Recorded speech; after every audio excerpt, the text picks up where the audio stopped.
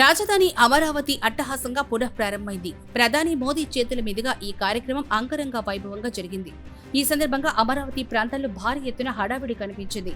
సందడి కడివిందు చేసింది. ఇన్నాళ్ల పోరాటం ఫలించి రాజధాని రైతుల కల సాకారమైంది. ఆ ఆనందం వారి కళ్లలో ప్రస్ఫుటంగా ప్రతిఫలించింది.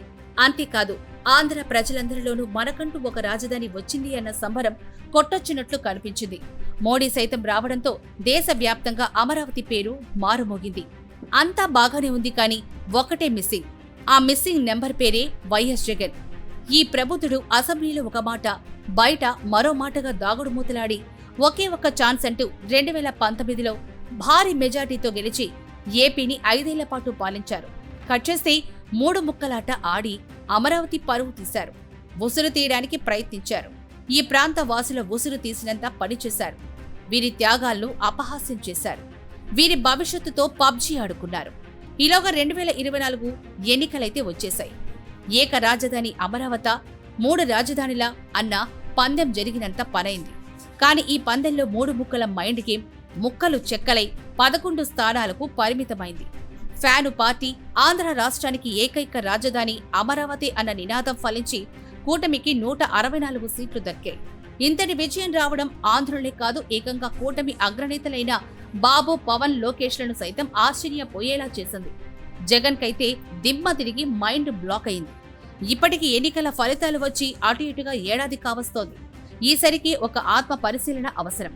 కానీ జగన్లో మాత్రం అలాంటిది ఇసుమంతైనా కనిపించట్లేదు. కించిత్ కూడా ఆయన తన పరాజయం పట్ల ఒక విశ్లేషణ చేసుకున్నట్లే కనిపించదు.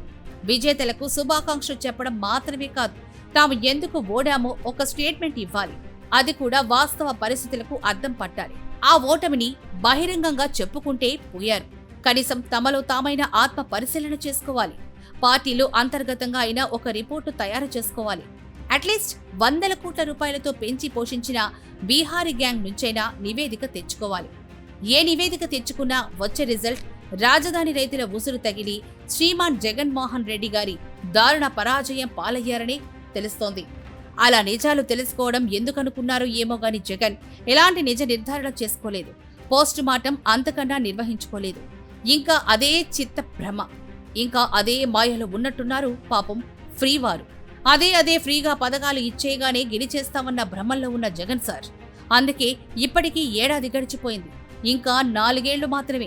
మధ్యలో జమిలీ గాని వస్తే 2 ఏళ్లే అంటూ కాకి లెక్కలు వేసేసుకుంటున్నారు. మరింత ఓవర్ యాక్షన్లో భాగంగా తాము అధికారంలోకి తిరిగొచ్చేసినట్టు ఏకంగా నష్ట పరిహారాల మిగులు బకాయిలు చెల్లిస్తారన్న ప్రకటనలు సైతం చేయిస్తున్నారు.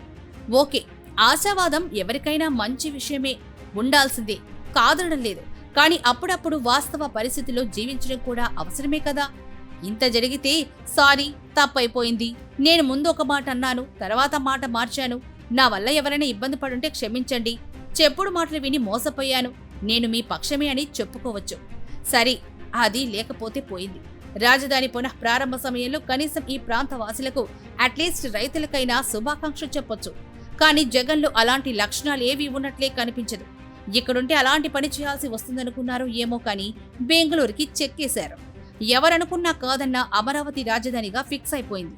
ఈ దిశగా వచ్చే రోజుల్లో చట్టం చేసే అవకాశాలు కూడా ఉన్నాయి. ఎవరెంత మొత్తుకున్నా రాజధాని హోదా నుంచి ఈ ప్రాంతాన్ని మార్చే వాడేలేడు. రేపటి రోజున జగన్ లక్కు పనిచేసి పొరపాటున అధికారంలోకి వచ్చినా ఆయన సైతం ప్రజా రాజధాని మార్చే అవకాశమే లేదు.